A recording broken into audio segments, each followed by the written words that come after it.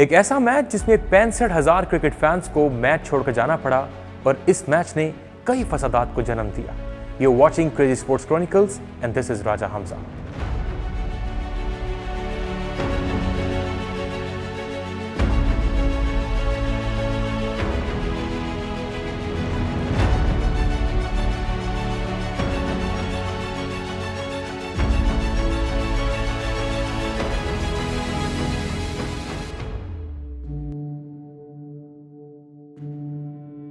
बात है फरवरी 1999 की, जिसमें एशियन टेस्ट चैंपियनशिप शुरू हुई और इसमें 3 ममालिक यानी पाकिस्तान, भारत और श्रीलंका के दरमियान मैच खेले जाने थे। इस मैच से ठीक पहले एक टेस्ट सीरीज खेली गई जिसमें चेन्नई में पाकिस्तान ने जीत अपने नाम की और क्राउड ने स्टैंडिंग ओवेशन दिया। और इसके बाद एक भारतीय बॉलर अनिल कुंबले ने पाकिस्तान की 10 विकेट्स लेकर एक नया रिकॉर्ड कायम किया।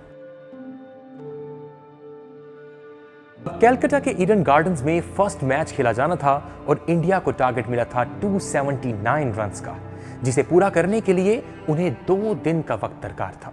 फोर्थ डे 42 ओवर्स में इंडिया ने 2 विकेटों के नुकसान पर 143 रन्स बना लिए थे और सचिन तेंदुलकर बैटिंग कर रहे थे।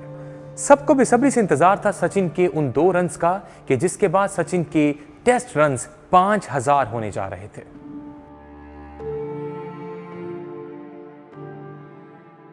अचानक कुछ ऐसा हुआ जो कोई भी एक्सपेक्ट नहीं कर रहा था। सचिन ने बॉल को हिट किया और रन लेना शुरू किए।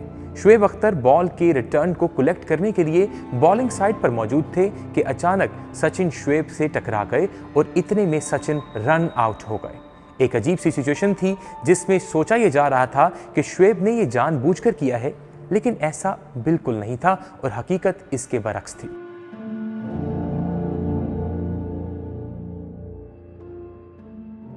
सचिन ने अंपायर के फैसले का एहतराम किया और वो रवाना हो गए, लेकिन वो ड्रेसिंग रूम में ना गए। वो टीवी अंपायर के कमरे में गए और बजाते खुद उन्होंने उस रिव्यू को चेक किया, जिसके बाद उन्हें शुएब अख्तर की कोई भी गलती नजर ना आई। अगले ही ओवर में जैसे ही शुएब अख्तर बाउंड्री लाइन पर पहुंचे तो वहां पर चीट चीट के नारे लगने लगे और उसी के साथ बॉटल्स और डिफरेंट ऑब्जेक्ट्स ग्राउंड के अंदर थ्रो करने लगे। खिलाड़ियों की सिक्योरिटी को देखते हुए और क्राउड के एग्रेशन को देखते हुए फौरी टी ब्रेक अनाउंस कर दी गई।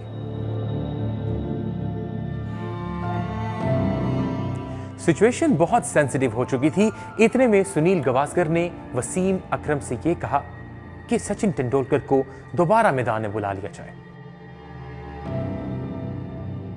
हालात पर काबू पाने के लिए आईसीसी के प्रेसिडेंट और सचिन तेंदुलकर मैदान में उतरे और सिचुएशन को टैकल किया और ठीक 1 घंटे के बाद इस मैच को रिज्यूम कर दिया गया।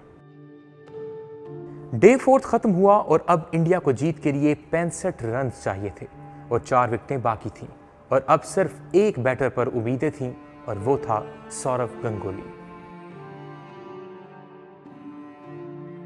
5वां दिन और 9वीं बॉल और भारत को हुआ 2 विकेटों का नुकसान, जिसके बाद उनका स्कोर था 231।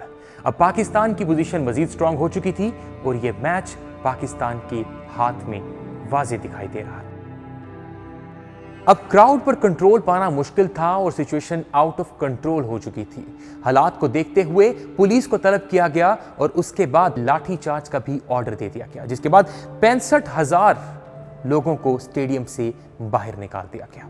यह मैच 3 घंटे बाद दोबारा से शुरू हुआ, लेकिन अब क्राउड वहां मौजूद नहीं था। यह वही मैच था जिसमें क्राउड अटेंडेंस के मामले में इसका नाम Guinness book of world record में लिखा गया था, जहां पर 4,65,000 लोगों ने इन 5 दिन की टेस्ट सीरीज में इस स्टेडियम को विजिट किया था। लेकिन अब हालात कुछ इस तरह के थे कि स्टेडियम खाली था और वहां पर खिलाड़ी अपनी आखिरी ओवर्स खेल रहे थे।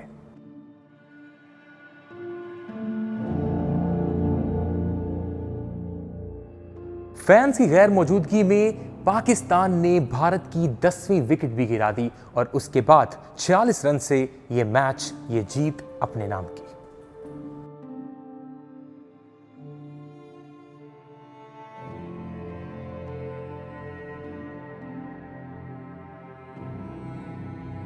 जहां इंडियन टीम के कैप्टन अजहरुद्दीन ने मायूसी का इजहार किया, वहीं वसीम अकरम ने इस सारे मामले का जिम्मेदार इंडियन मीडिया को करार दिया। क्रिकेट की तारीख में ये वो मैच था जिसने बहुत से फसादात को जन्म दिया और वहीं इसका इंपैक्ट 3 साल तक मौजूद रहा।